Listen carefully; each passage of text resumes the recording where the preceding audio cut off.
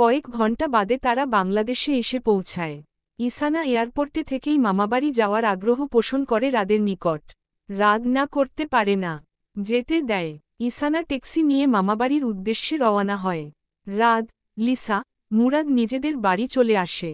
হঠাৎ করেই ইসানাকে এ বাড়িতে দেখে সুরভি খাতুন কিছুটা অবাক হয়। ইসানা ভাইবোনের সঙ্গে কুশল বিনিময় করে মামির কোলে মাথা রাখে। চোখ জোড়া বন্ধ করতেই অনবরত পানি জড়ছে। কয়েক ঘণ্টা নিজেকে আটকে রাখলেও এখন আর পারছে না।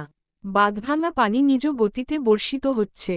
সুরভি অবাক হয়, কিঞ্চিত উত্তেজিত হয়ে জিজ্ঞেস করে, বলবি না কি হয়েছে? ইসানা মামির কাছে পুরো ঘটনাটি বর্ণনা করে। আখিযুগল তার এখনও বন্ধ। তিনি দীর্ঘশ্বাস ছেড়ে ইসানার মাথায় হাত চালিয়ে বলল, নিজেকে আরও শক্ত কর ইসানা। জীবনের লড়াই সবে শুরু, তোকে যে আরও লড়তে হবে।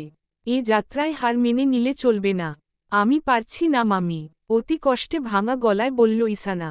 আল্লাহ ভরসা, একদিন তোর কপালে সুখপাখি ঠিক ধরা দিবে। ক্ষণিকের সুখ আমি চাই না, এর চেয়ে মৃত্যুও মঙ্গলময়।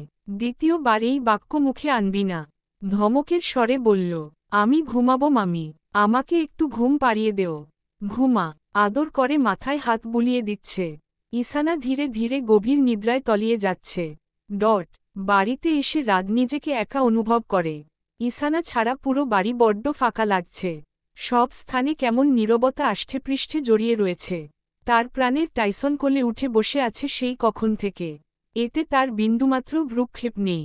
সে ভাবছে শুধু ইসানাকে নিয়ে। যে ভাবনার প্রতিফলন স্পষ্ট আদলে দেখতে পাচ্ছে টাইসন নিজেও। জোরসড় হয়ে হাতের ওপর মাথা রেখে চুপটি করে বসে রইল। হয়তো ও ডিস্টার্ব করতে চাইছে না রাতকে।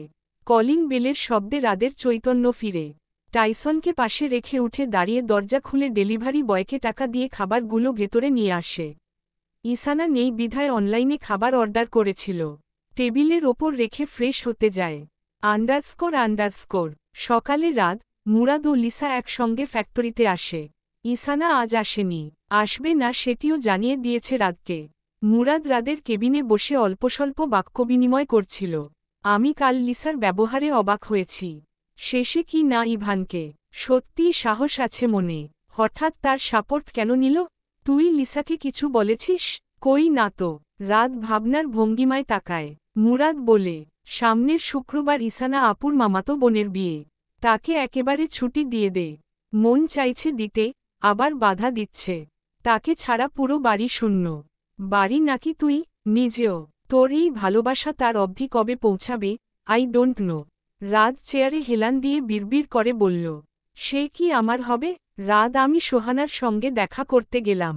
2 ঘণ্টা পর ফিরব। গ্রিন কোম্পানি ক্ষতিগ্রস্ত।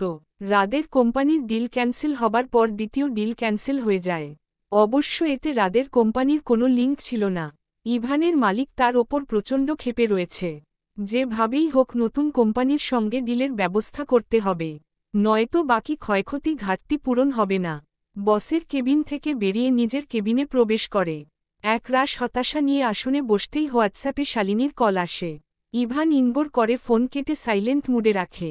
আপাতত রাগ তার কার ওপর হওয়া উচিত বুঝতে পারছে না।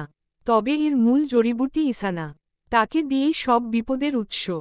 রাত বাড়ি ফিরার পর ইসানকে দেখতে পায়। তবে তার খুশি হবার বদলে মন খারাপ হয়ে যায়। কেননা রাত তাকে বিয়ের আগ অবধি ছুটি দিয়েছে। এজন্য ইসানা রাদের বাড়িতে কিছু কাপড়চোপড় নিতে এসেছে। রাত যখন ড্রয়িং রুম হয়ে রুমে প্রবেশ করবে তখনই ইসানা পিছন থেকে ডাক দেয়। রাত ঘুরে দাঁড়ায়। সে বলে, আমি আপনার জন্য রান্না করে রেখেছি।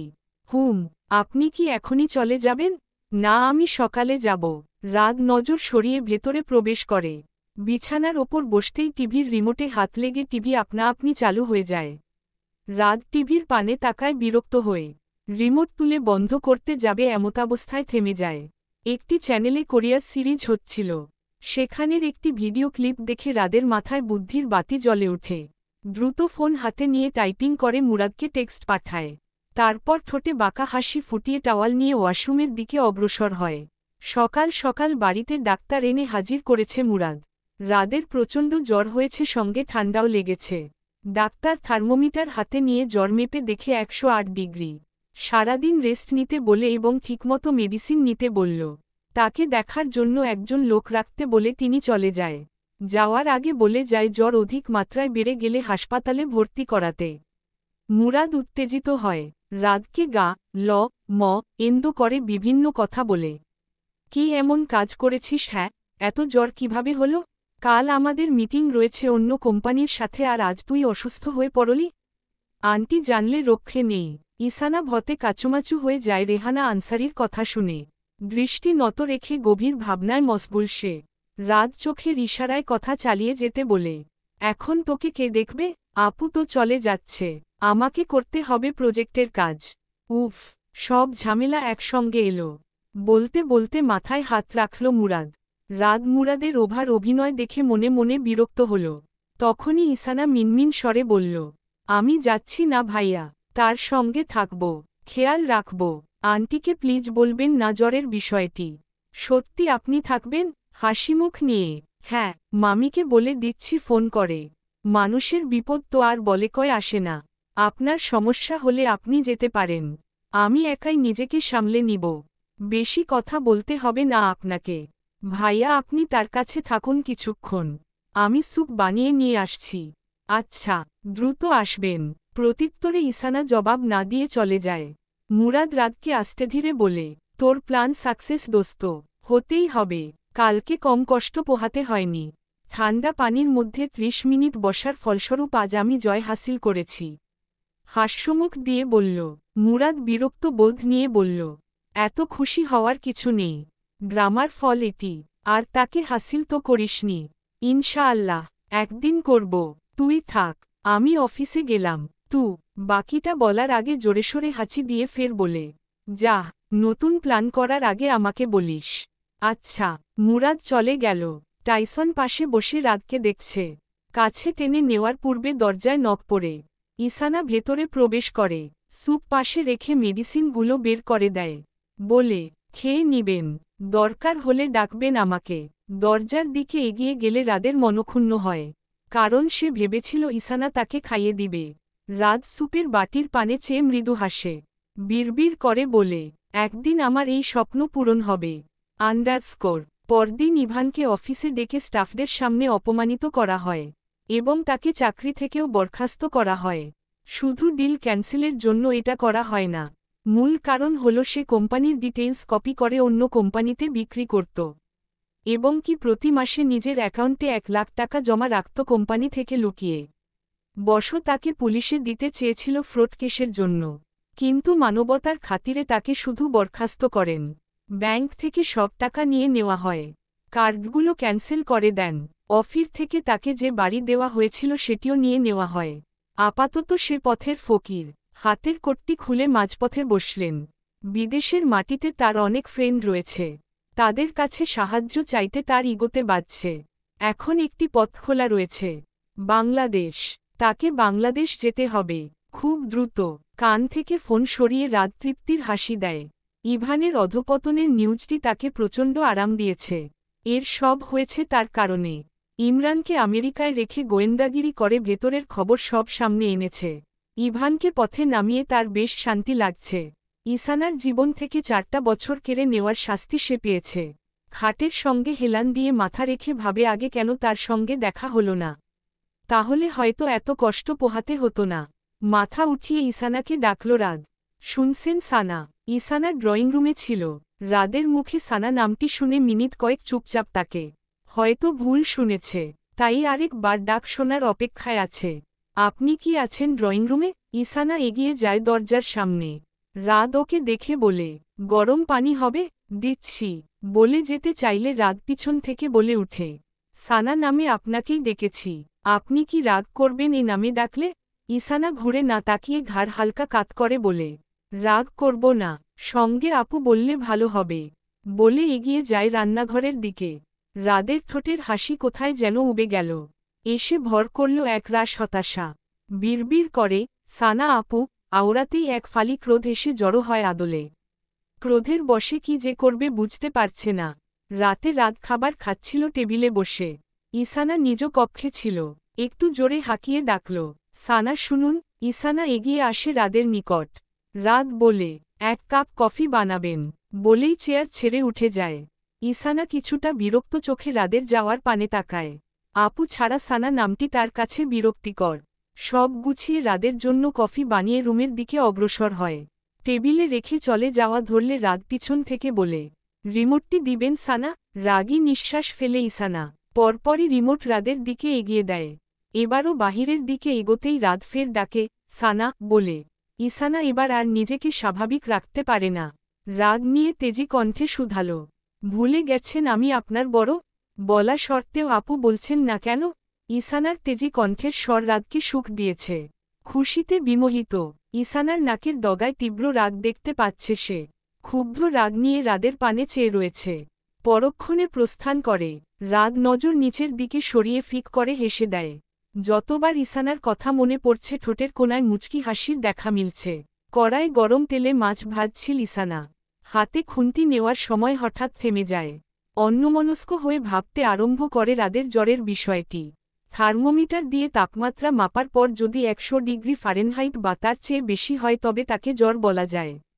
102 ডিগ্রি ফারেনহাইট পর্যন্ত খুব জ্বর এবং 103 ডিগ্রি ফারেনহাইটের বেশি হলে খুব বেশি জ্বর ধরে নেওয়া যায়। সেহেতু রাদের জ্বর মেপে ডাক্তার 108 ডিগ্রি বলেছিল। তাহলে তো রাতকে হাসপাতালে নিতে হবে। ইসানা বিড়বিড় করে বলে, এখনই মুরাদ ভাইয়াকে বলা উচিত। কথাটা বলে এগিয়ে গিয়েও থেমে যায়। পরক্ষণেই ফের বলে, ওয়েট, তার জ্বর যদি এতই হয়ে থাকে তাহলে তো তার অবস্থা করুণ হবার কথা। তাকে তো এখন বেশ ভালোই দেখাচ্ছে। বলতে বলতে এগিয়ে গেল রাদের রুমের নিকট। ভেতরে প্রবেশ করার পূর্বে রাদ ও মুরাদের কথোপকথন কানে আসে। ইসানা পাশে চেপে দাঁড়ায়। ডক্টর 108 ডিগ্রি বলে মিস্টেক করেছে। সানা ধরতে পারেনি, বুঝতেও পারেনি। আমি তাকে 104 ডিগ্রি বলতে বলেছি। সে বাড়িয়ে 8 বলেছে। এখানে আমাদের তো কোনো দোষ নেই। এখন সে তো এই বিষয়টি এড়িয়ে গেছে, তুইও এড়িয়ে যা, সিম্পল। গেলাম এড়িয়ে। যদি ধরতে পারে তবে আমাদের প্ল্যান তারা চিহ্ন তারা চিহ্ন ম। Don't worry. ইসানা হাত বগলদাবা করে দাঁড়িয়ে রাগী নিঃশ্বাস ফেলছে। তাদের চালাকি এখন বুঝেছে, কিন্তু এটা বুঝতে পারছে না তার সঙ্গে মিথ্যা কথা কেন বলা হলো। সন্ধ্যার সময় মুরাদকে কল দিয়ে বাড়িতে আসতে বলে ইসানা। এই মুহূর্তে রাদ ও মুরাদকে প্রচণ্ড ঠান্ডা পানিয়ে পা ভিজিয়ে রাখার নির্দেশ দিয়েছে ইসানা। সঙ্গে ড্রয়িং রুমে এসি ফুল স্পিডে ছেড়ে রেখেছে। জনের চেহারা ভেজা বেড়ালের মতো হয়ে আছে। নজর মেলাতে পারছে ইসানার নজরে। ইসানা স্বাভাবিক কণ্ঠে জিজ্ঞেস করল, কেমন ফিল হচ্ছে? জনে সংকোচ বোধ নিয়ে তাকিয়ে আবার নজর সরিয়ে নেয়। ইসানা গম্ভীর কণ্ঠে ফের শুধাল, জ্বর নিয়ে কেন মিথ্যে বলেছিলেন আমার সঙ্গে? কারণটা জানতে চাই। সেকেন্ড কয়েক জনে চুপ থেকে মুরাদ রাতকে কোনোই দ্বারা গুঁতো দিয়ে বলে, তুই বল। আমি পারবো না, তুই বল। রাত পাল্টা গুঁতো দিয়ে বলে, না তুই বল। তুই তুই তুই বল শালা। থামুন, ধমক দিয়ে বলল ইসানা। জনে ইসানার দিকে তাকায় অপরাধ বোধ নিয়ে। ইসানা বিরক্ত হয়ে বলে উঠে, বলবেন নাকি আমি এক্ষুনি চলে যাব বাড়ি ছেড়ে? না, বলছি, মিনমিন স্বরে বলল মুরাদ। বলুন। মুরাদ বলল, আপনি চলে যাবেন দেখে রাত এটা করেছে। আমার চলে যাওয়ার সঙ্গে এটার কি সম্পর্ক? ও একা হয়ে যাবে, আপনাকে মিস করবে। লাস্টেরটুকু বলে রাদের দিকে তাকাতেই দেখে চোখ গরম করে তাকিয়ে আছে রাদ। নজর সরিয়ে নেয় মুরাদ। ইসানা জনের দিকে সন্দেহ নজরে তাকায়। বলে, আমাকে কি বোকা মনে হয় আপনাদের?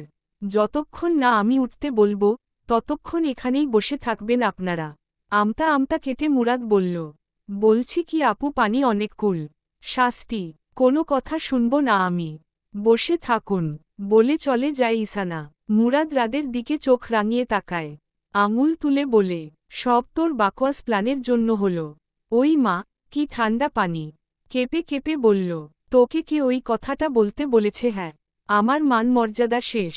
তোর মান মর্যাদা আমি ঠান্ডা পানিতে দেব? কখনো কি ঠিকমতো প্ল্যান সাকসেসফুল করেছিস? করিসনি। আগে জানলে আমি আসতামই না বাড়িতে।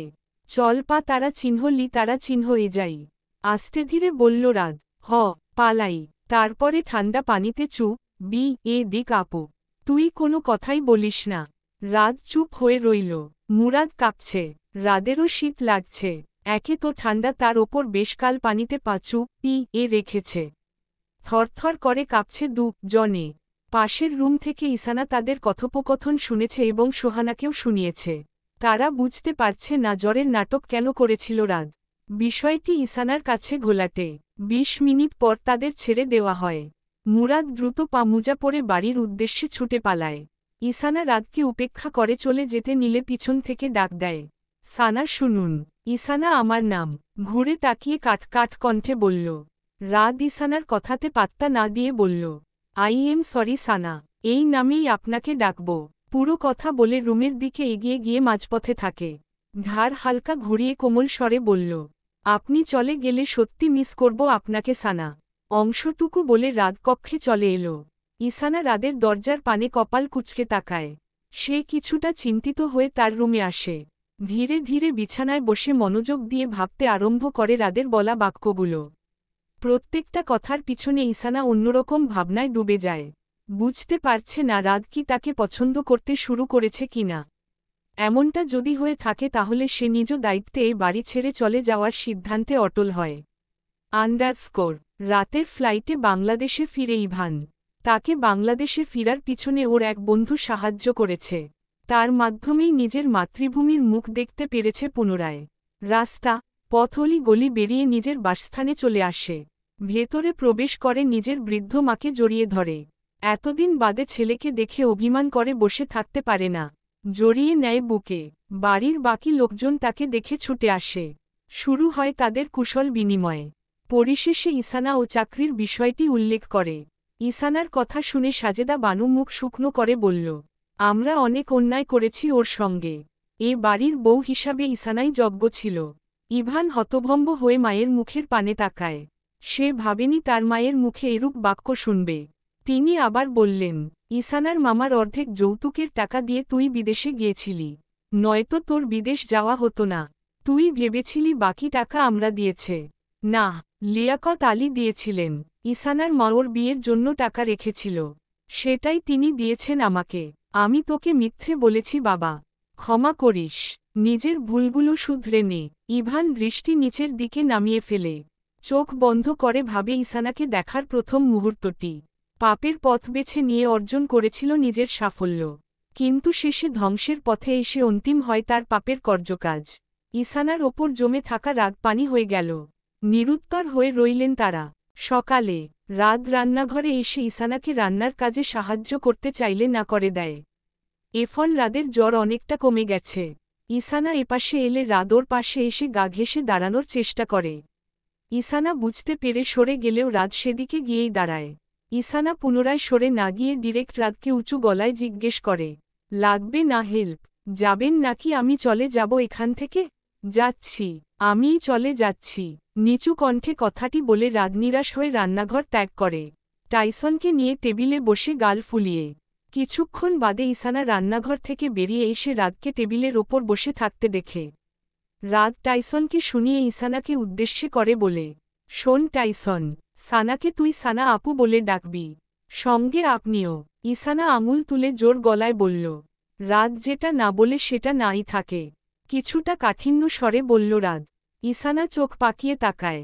রাত ইসানার চাহনি দেখে মৃদু হেসে দেয়। যেটা দেখে তেলেবেগুনে খেপে ইসানা কাঁটাচামচ ছুটে দেয় টেবিলে। চলে যায় রান্নাঘরে।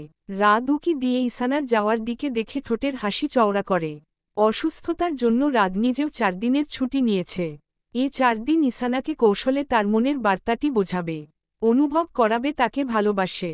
আমি বিরক্ত হচ্ছি আপনার টর্চারে। খেকিয়ে রাদের উদ্দেশ্যে বলল ইসানা। আমি তো শুধু আপনাকে সাহায্য করতে এসেছি। মিনমিন কণ্ঠে বলল, কোনো প্রয়োজন নেই। ওকে, আমাকে আমার কাজ করতে দিন। সানা আপনি কথায় কথায় রাগ দেখান কেন? আগে এমন ছিলেন না। পরিবর্তন। ধীরে ধীরে ঘাড় কাত করে রাদের পানে তাকায় ইসানা।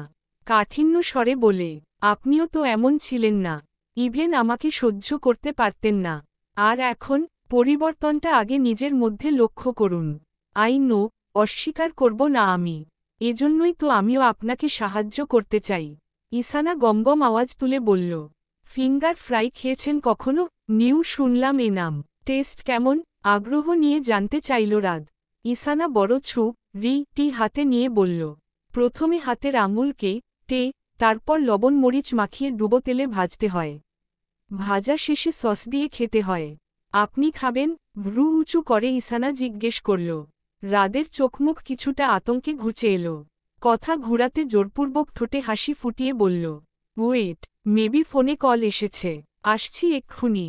বলতে বলতে রান্নাঘর থেকে ছুটে পালায় রাদ। ইসানা দ্রুত দরজা বন্ধ করে দেয়, যাতে রাদ পুনরায় রান্নাঘরে প্রবেশ করতে না পারে। রাদকে ভয় দেখাতে তার বেশ ভালোই লেগেছে। রাদ বাহির এসে হতাশাজনক দৃষ্টিতে তাকায় দরজার পানে। ইসানার ভতে পালিয়ে এলেও এখন তার আফসোস হচ্ছে। কক্ষে এসে ঠান্ডা মস্তিষ্কে ভাবে কি করা যায়। ব্রেকফাস্টের পর ইসানা নিজের কাপড়চোপড় ধুয়ে ছাদে দিয়ে আসে শুকাতে। নিচে আসার পর রান্নার কাজ সম্পূর্ণ করে। কাজের ফাঁকে ফাঁকে রাদ টাইসনকে বারবার অজুহাতে রান্নাঘরে পাঠাচ্ছে।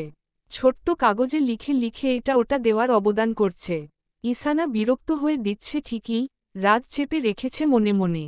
ইদানিং তাকে বিরক্ত করাই রাদের লক্ষ্যে পরিণত হয়েছে। পরিশেষে কফি চেয়ে বসে রাদ। এই নিয়ে 3 বার হলো কফি খাওয়া। কড়ায় নামিয়ে রাদের জন্য কফি বানায়। মগে ঠেলে রাদকে দিয়ে আসতে যায় ইসানা। ছাদের এক কিনারায় গিটার হাতে বসে আছে রাদ। টাইসন এসে ঠিক ওপর পাশের নরম কুশানের ওপর বসল।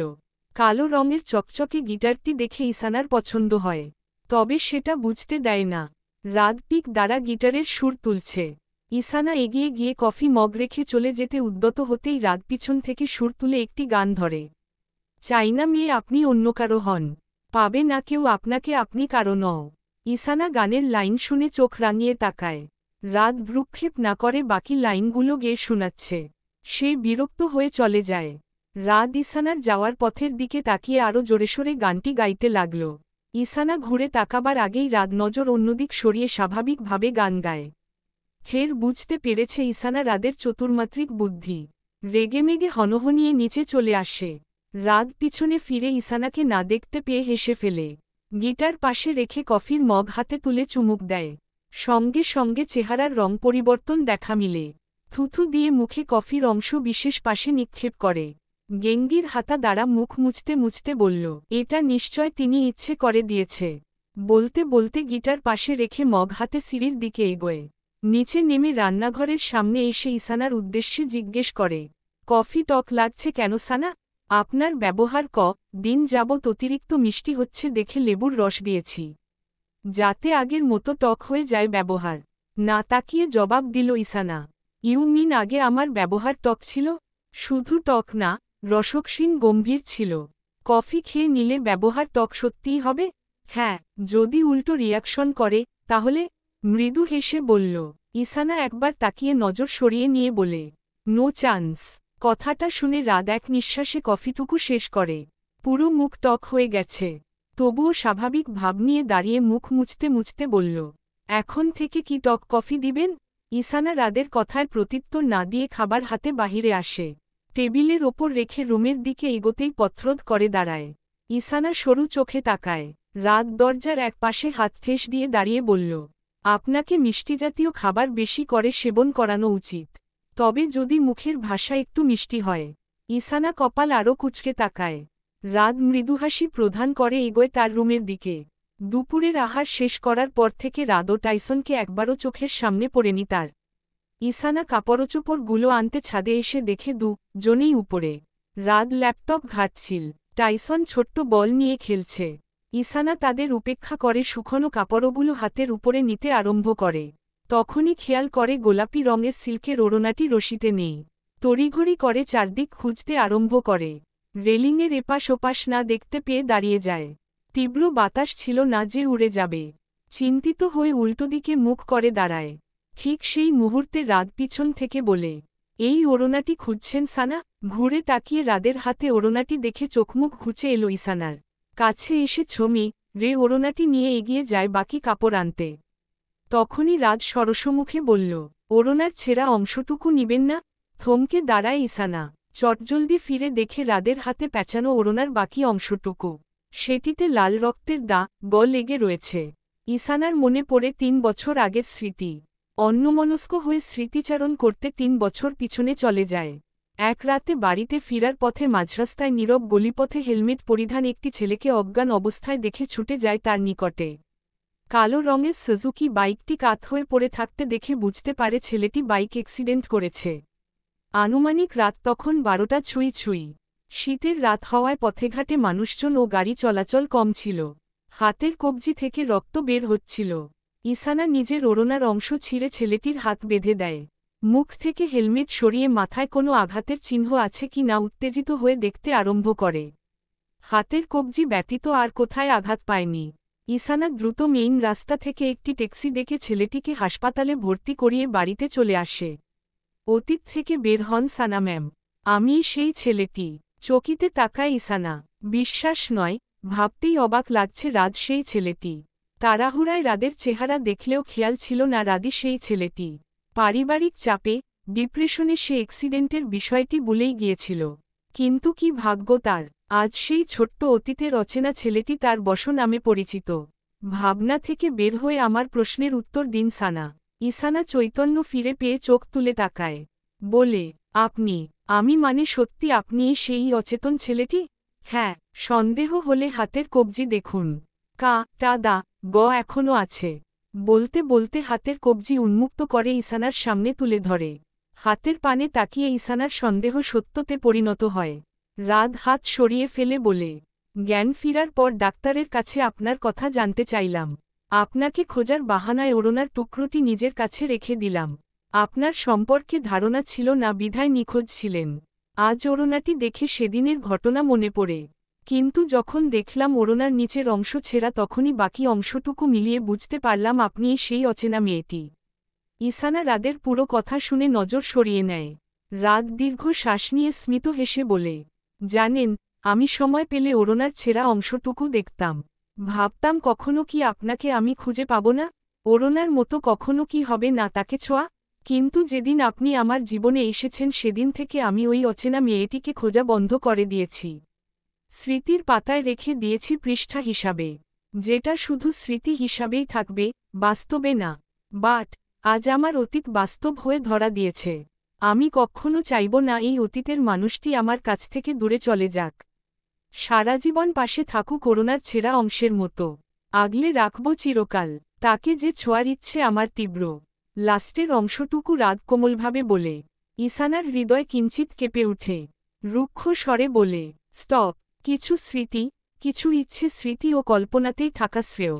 বাস্তব রূপ নিলে অং ক র হয়ে উঠে। হোক, তবুও আমি বাস্তবে চাই তাকে। সারা জীবন চাইব। ইসানা রাদের উদ্ভট কথা শুনে বিরক্ত হয়ে নিয়ে চলে এলো। কাপড়গুলো পাশে রেখে কপালে আঙুল বুলিয়ে রাদের কথাগুলো ভাবে পুনরায়। ফের ঈষৎ হৃদয় কেঁপে উঠে। যখনই মনে উঠে অতীতকে বাস্তবের রূপ দিতে চায় রাদ।